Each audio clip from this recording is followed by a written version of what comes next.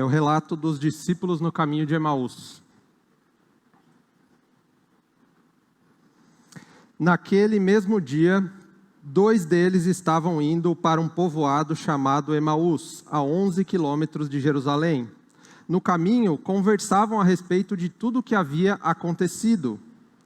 Enquanto conversavam e discutiam, o próprio Jesus se aproximou e começou a caminhar com eles, mas os olhos deles foram impedidos de reconhecê-lo. Ele lhes perguntou: sobre o que vocês estão discutindo enquanto caminham? Eles pararam com os rostos entristecidos. Um deles, chamado Cleopas, perguntou-lhes: você é o único visitante em Jerusalém que não sabe das coisas que ali aconteceram nesses dias? Que coisas? Perguntou ele. O que aconteceu com Jesus de Nazaré, responderam eles. Ele era profeta, poderoso em palavras e em obras diante de Deus e de todo o povo. Os chefes dos sacerdotes e as nossas autoridades o entregaram para ser condenado à morte e o crucificaram. E nós esperávamos que era ele que ia trazer a redenção a Israel. E hoje já é o 3º dia que tudo isso aconteceu. Algumas das mulheres entre nós nos deram um susto. Hoje foram de manhã bem cedo ao sepulcro e não acharam o corpo dele. Voltaram e nos contaram ter tido uma visão de anjos que disseram que ele está vivo. Alguns dos nossos companheiros foram ao sepulcro e encontraram tudo exatamente como as mulheres tinham dito, mas não viram. Ele lhes disse: como vocês custam a entender, como demoram a crer tudo o que os profetas falaram? Não devia o Cristo sofrer estas coisas para entrar na sua glória? E começando por Moisés e todos os profetas, explicou-lhes o que constava a respeito dele em todas as Escrituras. Ao se aproximarem do povoado para o qual estavam indo, Jesus fez como quem ia adiante deles. Mas eles insistiram muito com ele: fique conosco, pois a noite já vem, o dia já está quase findando. Então ele entrou para ficar com eles. Quando estava à mesa com eles, tomou o pão, deu graças, partiu e deu-lhes. Então os olhos deles foram abertos e o reconheceram, e ele desapareceu da vista deles. Perguntaram-se um ao outro: não estava queimando o nosso coração enquanto ele nos falava no caminho, enquanto expunha as Escrituras? Versículo 33, levantaram-se e voltaram imediatamente para Jerusalém. Ali encontraram os 11 e os que estavam com eles reunidos. Vamos orar, irmãos? Deus e Pai, eu peço que nesse momento a Tua palavra fale conosco. Eu peço que o Senhor aqui seja o protagonista e que o Senhor se revele por meio da Sua palavra, Pai. Te agradecemos pelas Escrituras que revelam a respeito de Cristo, e nós queremos aqui nessa manhã conhecer um pouco mais de Jesus. Em nome de Jesus, amém. Lucas 24, eu falei a passagem errada, irmãos. Lucas 24, versículo 13, então abram, a gente vai voltar em alguns textos. Obrigado, B. Então, Lucas 24, verso 13. O que está acontecendo aqui, irmãos? É uma manhã. Jesus ele havia sido morto na sexta-feira da paixão. Então, na sexta-feira da paixão, Jesus ele é preso durante a madrugada. Vocês sabem que ele é preso durante a madrugada porque o Sinédrio ele não queria encarar a multidão durante o dia, que impediria muito provavelmente a morte de Jesus.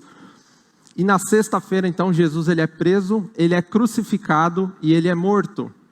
O relato que nós lemos aqui, ele acontece no domingo posterior, 3 dias depois da morte de Jesus, que aconteceu na sexta-feira. E se nós olharmos para a cena da crucificação, com exceção de João, todos os discípulos de Jesus abandonaram ele na crucificação. Eles tiveram medo de estar diante da crucificação e serem contados como um daqueles que estavam com Jesus. Se vocês lembrarem, Pedro nega Jesus na noite da crucificação.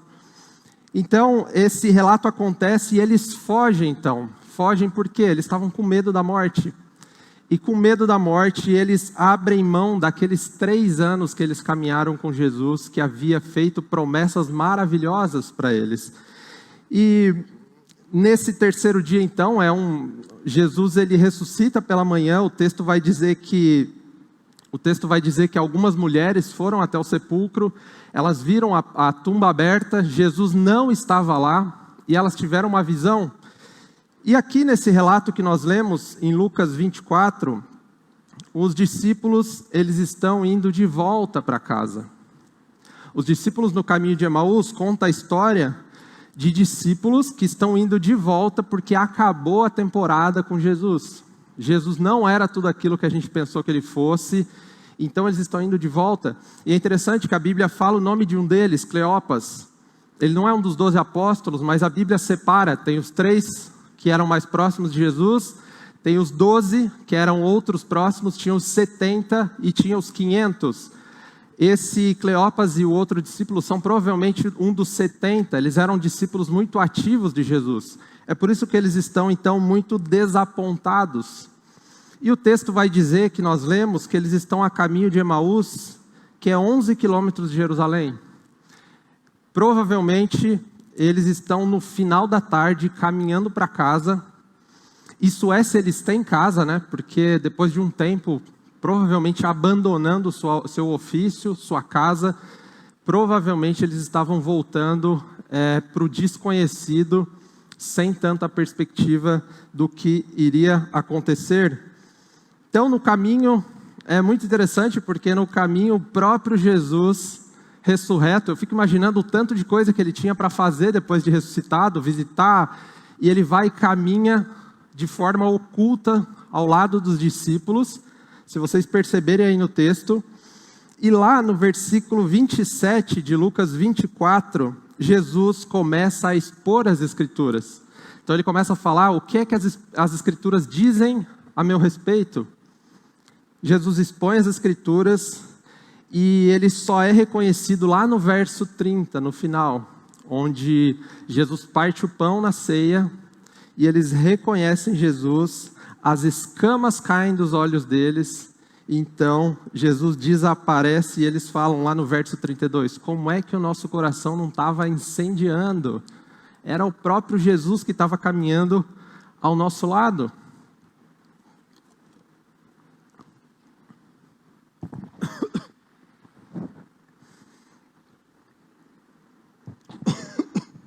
Desculpa.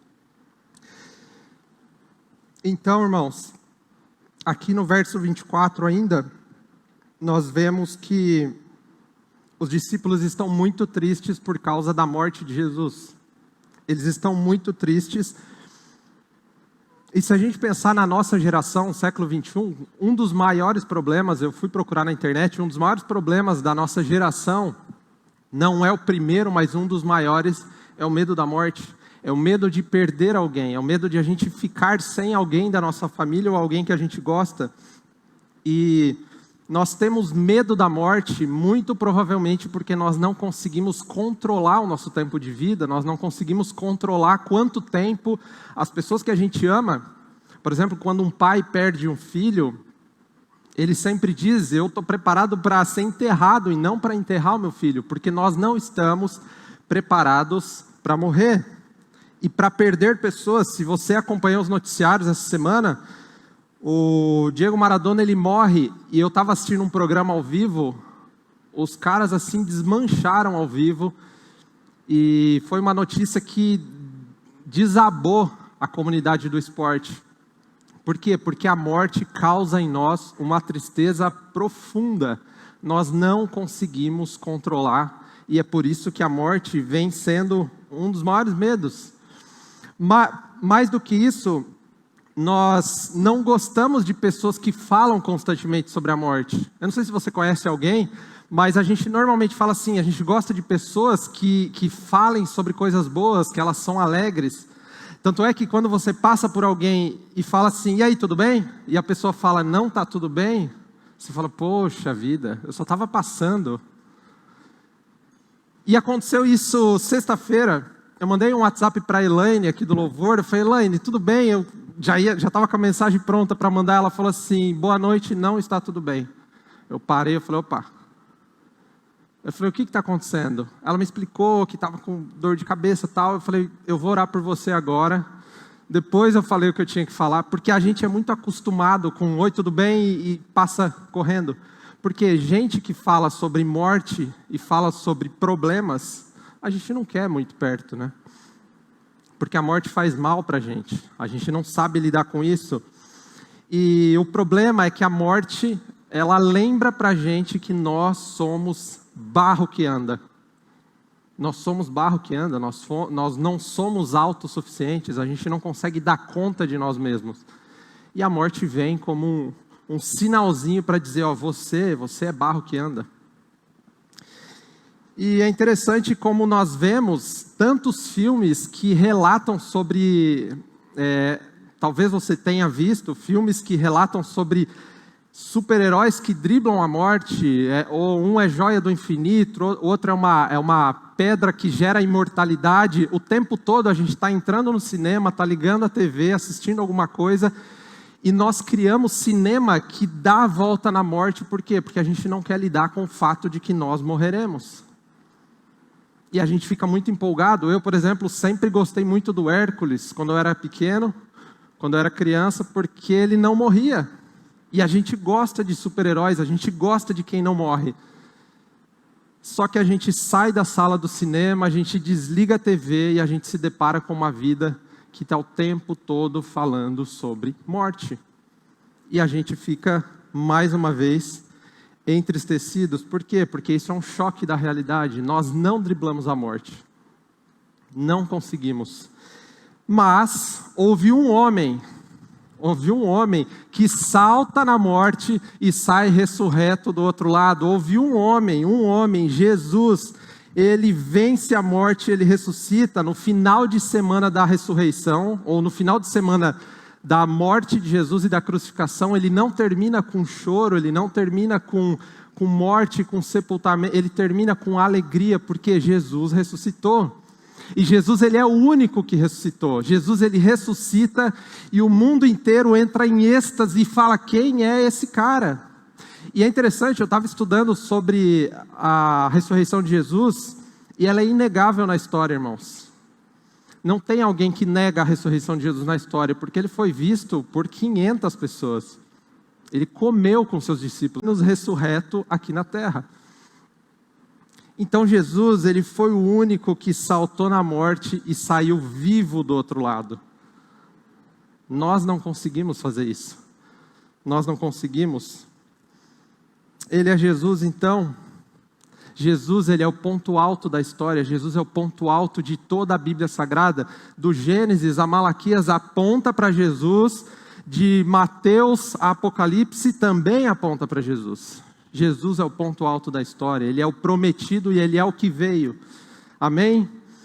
E eu queria falar um pouco, irmãos, como é que essa questão do medo da morte, quando nós falamos de ressurreição, naturalmente começa na morte, mas como é que esse medo da morte gera em nós dois tipos de reações. A primeira reação que gera em nós o medo da morte é ansiedade e desespero.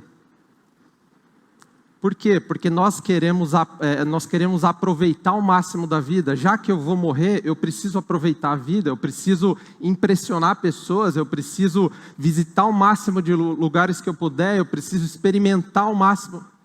Isso é uma ansiedade que o medo da morte causa em nós. Mas tem um outro tipo de sentimento que o medo da morte causa em nós também, que é o desespero e a apatia.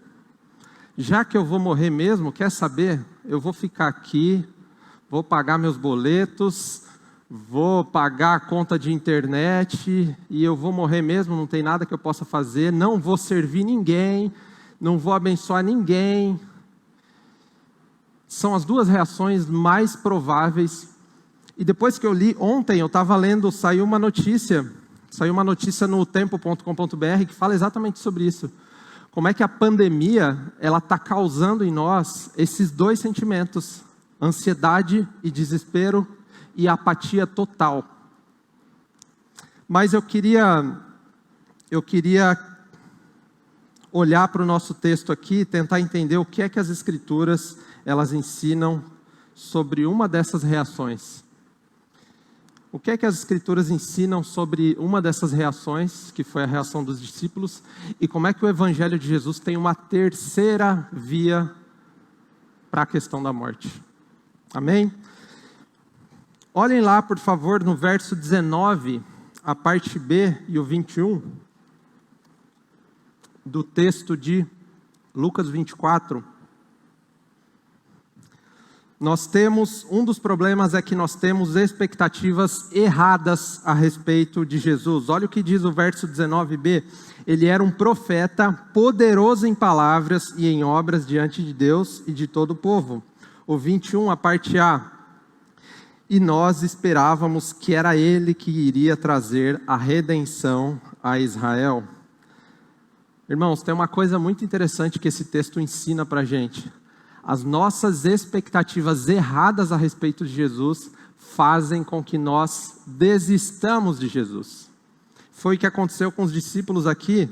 Percebam que no versículo 19 eles relutam chamar Jesus de Messias. O que eles falam? Ele era um grande profeta em obras e em palavras. Ué, mas ele não era o Redentor? E olha o que diz no 21.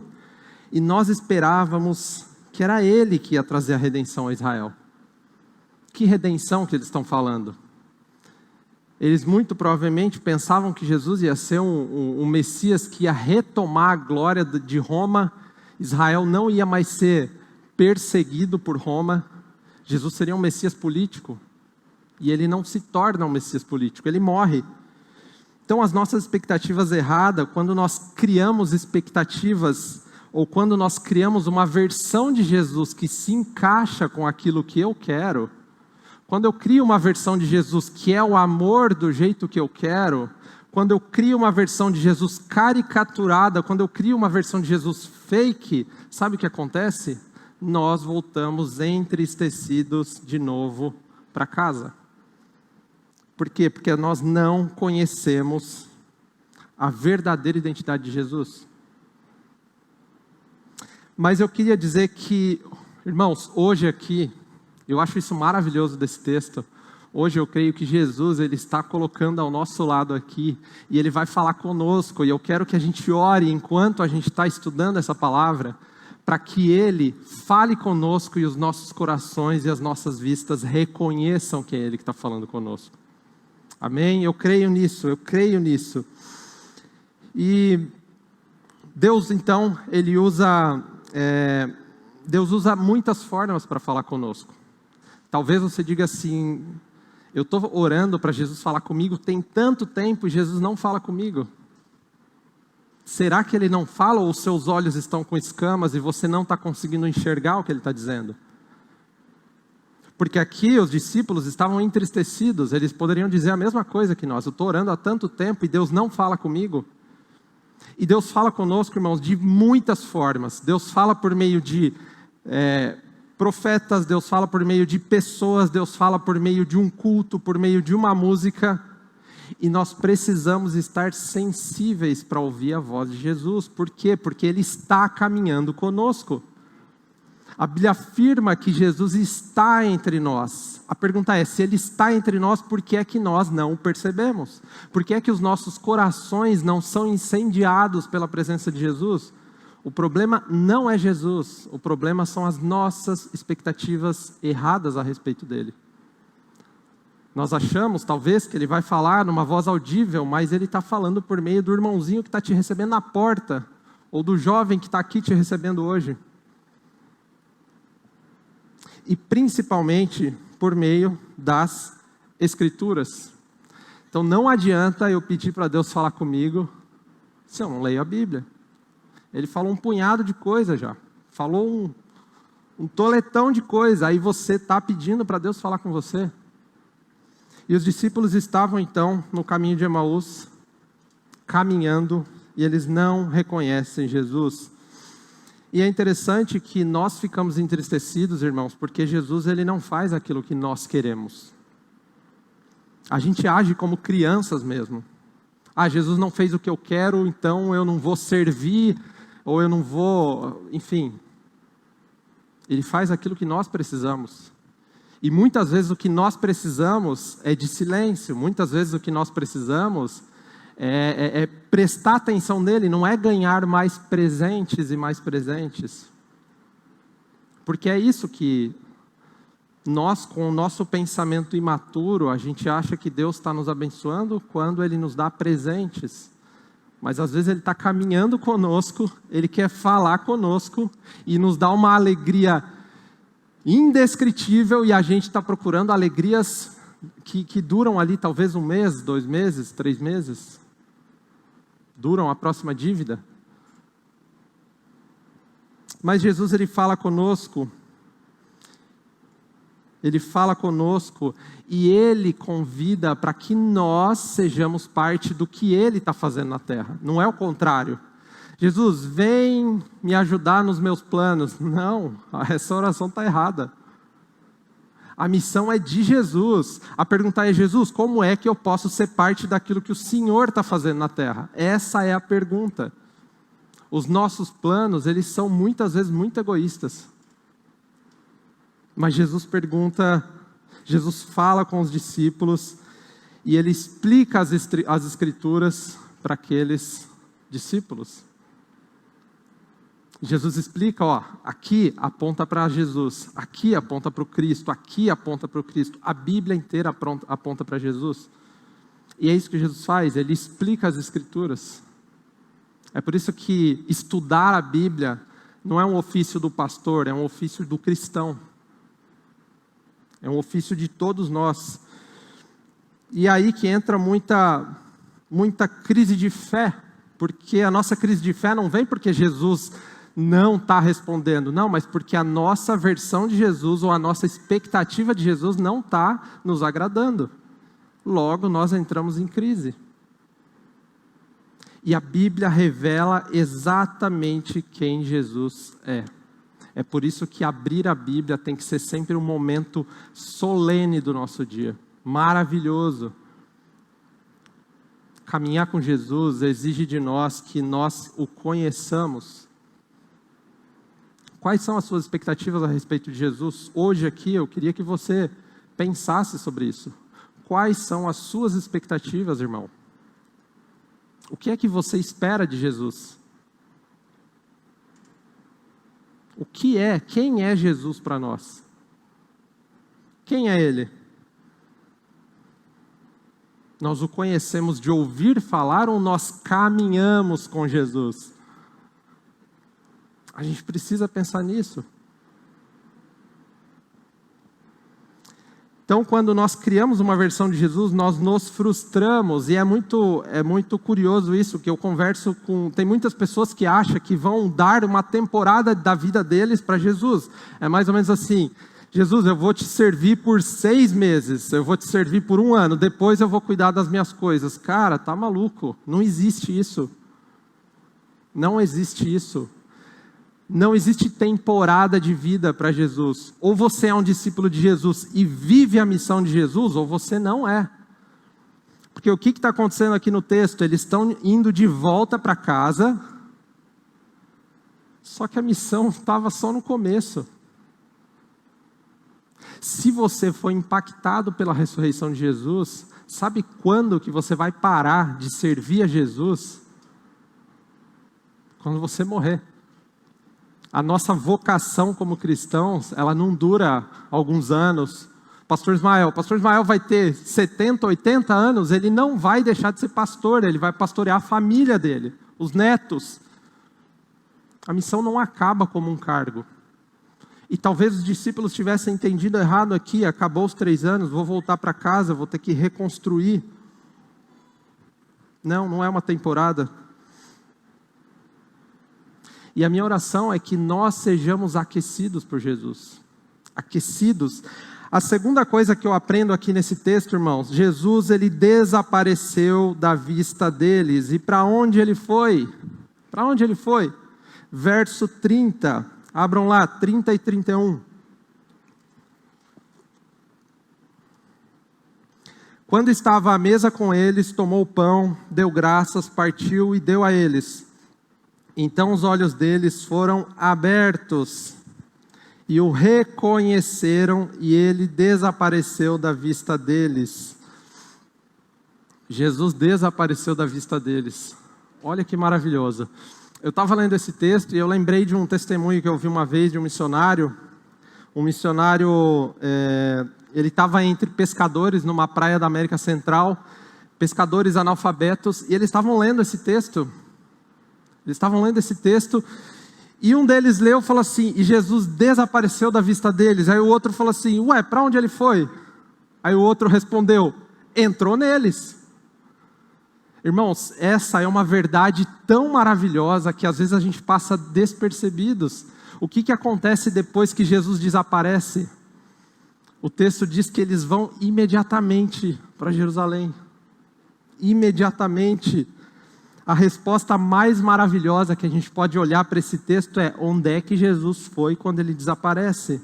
Foi morar dentro dos discípulos. Agora Jesus não estaria mais caminhando ao lado deles, mas estaria neles. Ele estaria neles. Ele veio morar em nós. É isso que Jesus faz. E é isso que a ceia ilustra. A gente vai ter ceia nos próximas semanas. E eu queria que todos vocês pensassem sobre isso de ceia. A ceia, ela é representativa, ela é um símbolo de algo que aconteceu na nossa conversão. Então, quando você come o pão, toma o vinho, e o pão e o vinho se tornam um com você, ele dilui dentro de você, é a mesma coisa que acontece quando Deus entra em você, você é um com Deus. E é isso que acontece aqui com o texto. Quando você for cear, irmãos, lembre-se disso. Aquele símbolo representa que agora Jesus, ele habita em você por meio do Espírito Santo. Ele habita em nós. Quando Jesus se vai, os discípulos se perguntam: porventura o nosso coração não estava ardendo? Por quê? Porque muitas vezes no caminho de Emaús nós gastamos mais tempo lamentando o que não temos do que reconhecendo que o próprio Jesus está conosco, que é o mais importante. Terceira coisa que a gente aprende nesse texto, o impacto da vida do Cristo em seus discípulos. Olhem lá no verso 33, irmãos, de Lucas 24. Levantaram-se e voltaram imediatamente para Jerusalém. Ali encontraram os 11 e os que estavam com eles reunidos. Quando que eles voltaram? Imediatamente. Vocês lembram no começo, quando a gente falou do texto, provavelmente é um fim de tarde, porque Jesus ele ressuscita na manhã, acontece muita coisa, e o texto diz que eles já estão cansados, eles convidam, vem, fique conosco, já é tarde, entre, vem comer alguma coisa. Então provavelmente eles caminharam 11 quilômetros a pé, porque não tinha Uber, não tinha Atenas, eles foram a pé. Acabou de entrar, o Jesus parte o pão e eles reconhecem Jesus. E o que acontece? Eles foram dormir? Foram lavar os pés? Imediatamente eles levantaram e foram para Jerusalém encontrar com os discípulos. Irmãos, o impacto da ressurreição de Jesus nos seus discípulos é que agora nós nos tornamos uma fagulha que agora vai incendiar a terra, porque nós reconhecemos a Jesus. Quando eu leio João ele nega Jesus na sexta-feira da paixão, certo? 50 dias depois, em Atos 2, João está pregando diante dos homens da Judéia, não é? E 3.000 almas se convertem. Qual que é a diferença de Pedro, aliás, de Pedro que nega Jesus 3 vezes, de medo da morte, para o Pedro que agora prega esse mesmo Jesus e 3.000 homens se convertem?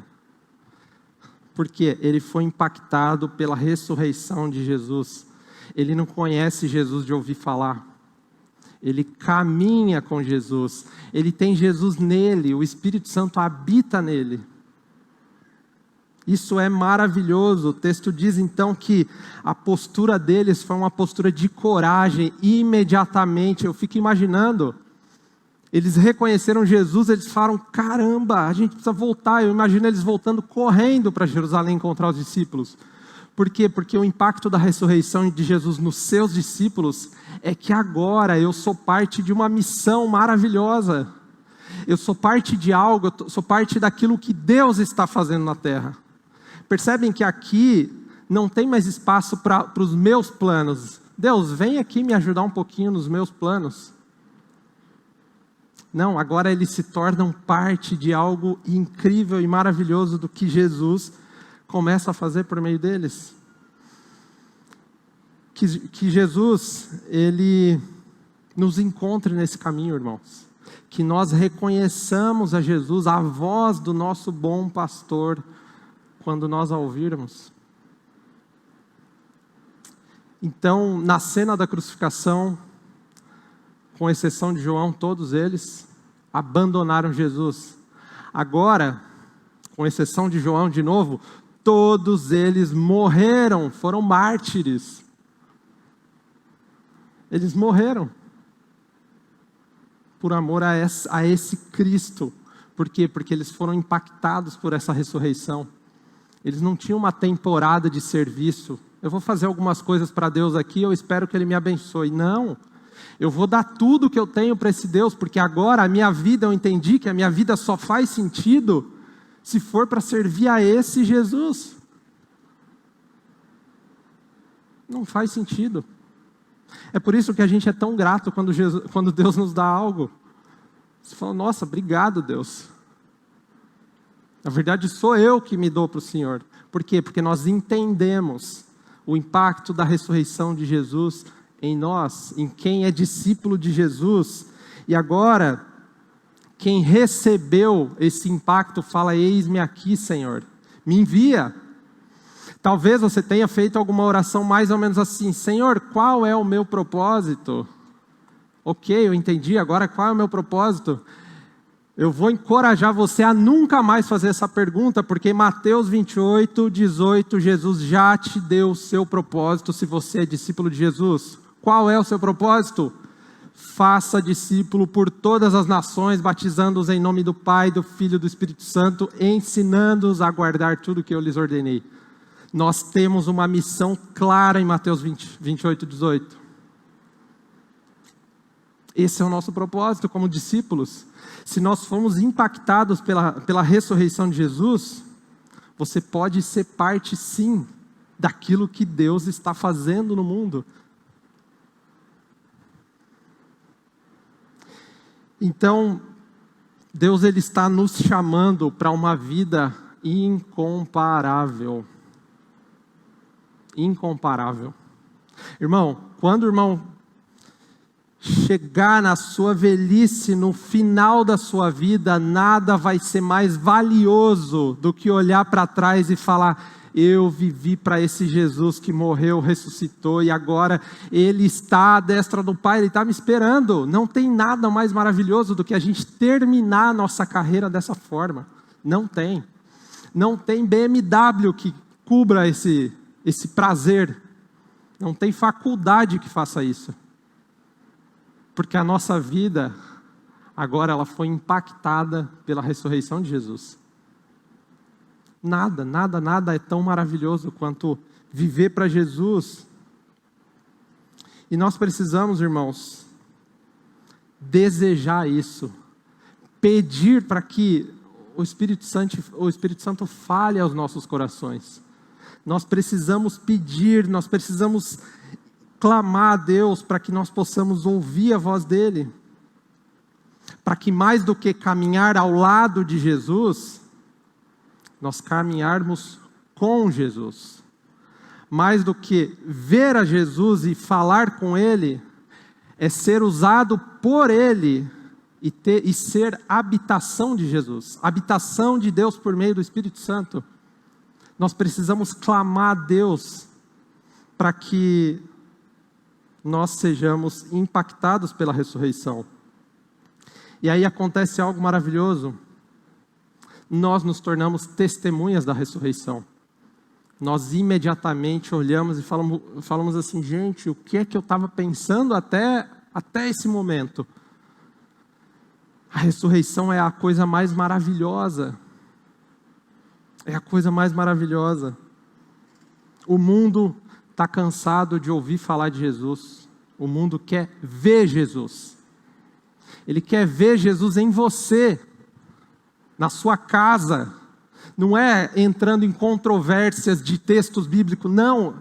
É ver você abençoando pessoas. A gente teve aqui agora a enchente na cidade de São Carlos. Como é que nós, discípulos de Jesus, choramos sobre isso? Como que nós fomos fazer algo sobre isso?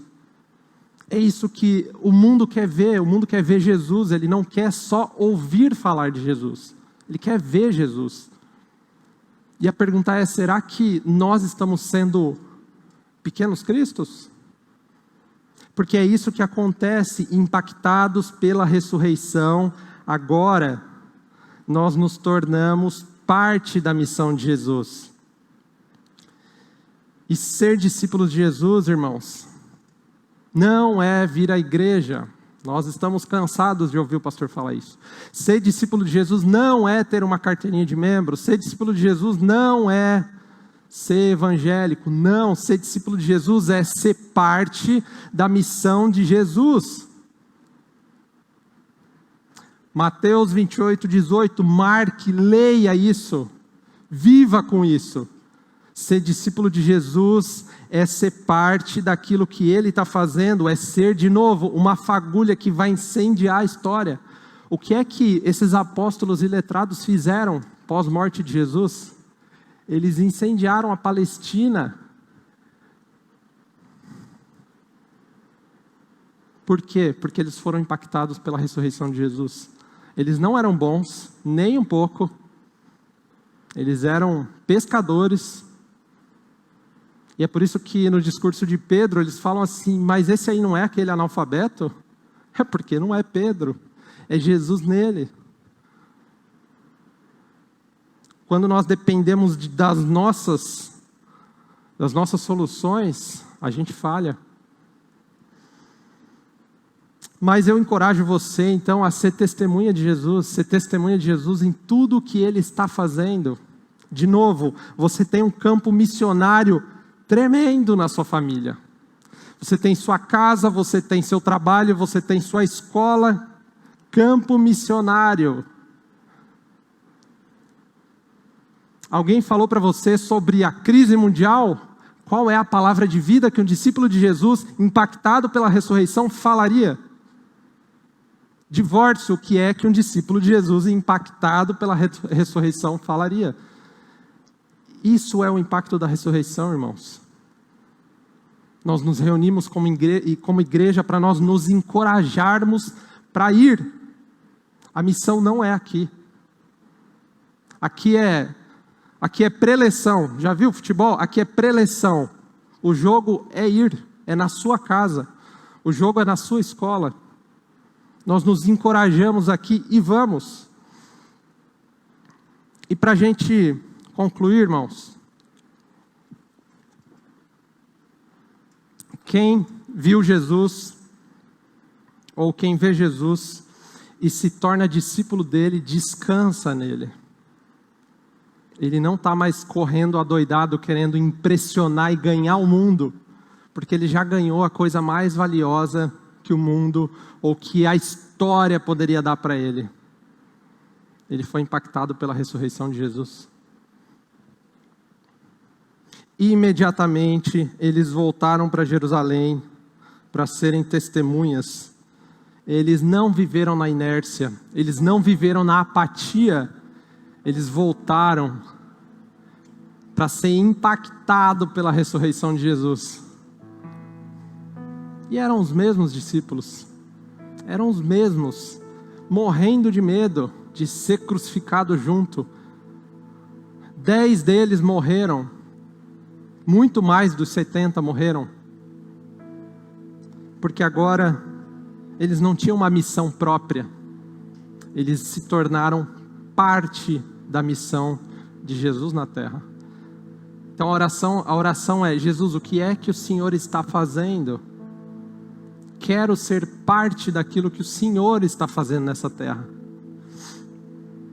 E Jesus, Ele ressuscitou para que nós fôssemos os seguintes dele. Pequenos cristos. Cristãos era um apelido pejorativo, porque eles se pareciam com Jesus. Jesus morreu. Quem são esses cristãos aí? A gente é parecido com Jesus? Nós somos parecidos com Jesus quando nós somos impactados pela ressurreição de Jesus. Jesus na cruz, irmãos, ele toma, a Bíblia vai falar que ele toma o cálice da ira de Deus na cruz do Calvário. Então o nosso pecado, ele gera ira num Deus santo, mas Jesus, ele toma até a última gota desse cálice e fala: vem ser parte daquilo que eu estou fazendo pelo mundo. Jesus já morreu por nós. Nós não precisamos impressionar ninguém, ficar desesperado. Nós precisamos ser parte da missão de Jesus, parte daquilo que Ele está fazendo. Nós somos os seguintes de Jesus. Jesus, quando Ele sobe, Ele ascende aos céus, Ele nos envia. Ele envia os seus discípulos. E agora nós carregamos a autoridade de Jesus, porque é isso que Ele fala: toda autoridade me foi dada nos céus e na terra. Agora vai. Nós somos mensageiros, nós somos testemunhas.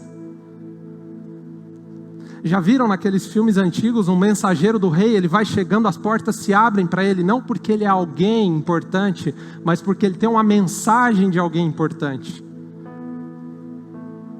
E a nossa mensagem é: Jesus ressuscitou, Ele está vivo em mim, e agora eu sou parte dessa ressurreição.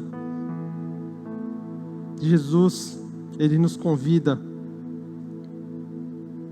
Jesus não está lá longe, esperando você gritar tão alto que chegue nele. Não. Ele está aqui, está caminhando conosco.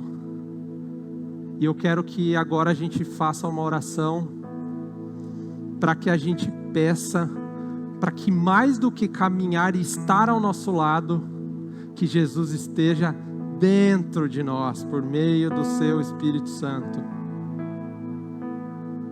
Talvez você esteja como esses discípulos, irmãos. Talvez você esteja desapontado com alguma coisa. Talvez você esteja entristecido por alguma coisa.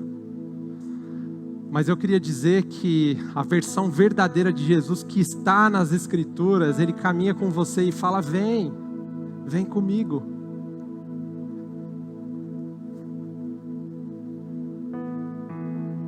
A gente vai ter alguns minutos de oração agora. Eu queria já pedir para você ficar de pé no seu lugar.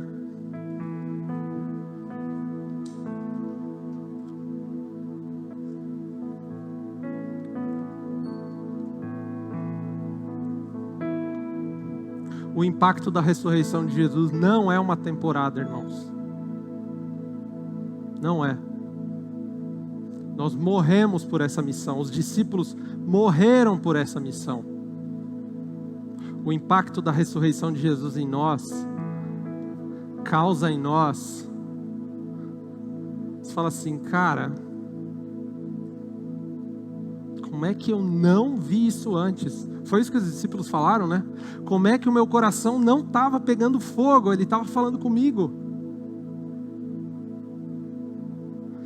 E eu quero que nesses minutos que a gente vai tirar agora, eu quero que você ore e peça para que Deus reacenda a chama, se ela está fraca no seu coração, ou para que para que você seja impactado pela ressurreição de Jesus. Discípulos de Jesus impactam pessoas. Verdadeiros discípulos de Jesus não são intragáveis. Eles impactam o mundo, porque eles carregam uma mensagem maravilhosa. O problema do medo da morte agora não pega mais a gente, porque o Senhor da vida falou: vem comigo. O Senhor da vida ressuscitou e agora Ele nos convida. Vem comigo.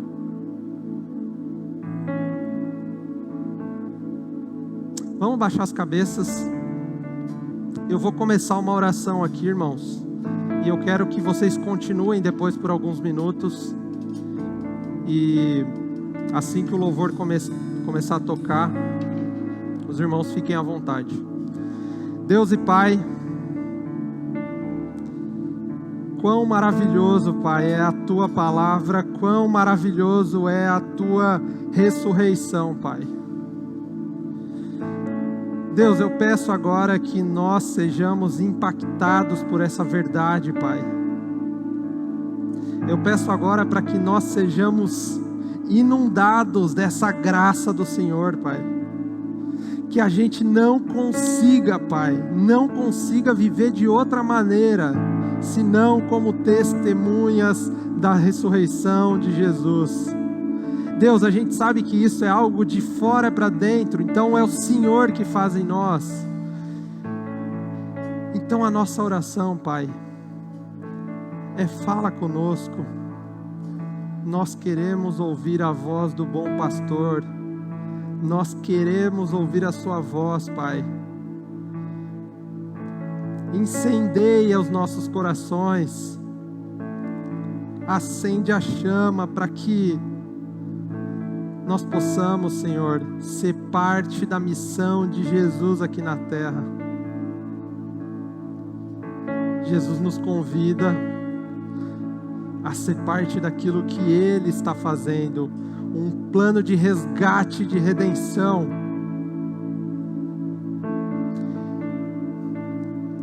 Deus, que eu seja parte disso, que eu não viva na apatia do caminho de volta para casa, que eu não viva no desespero pelo fato de que eu não controlo todas as coisas, eu não controlo essa pandemia e eu vivo ansioso. Não!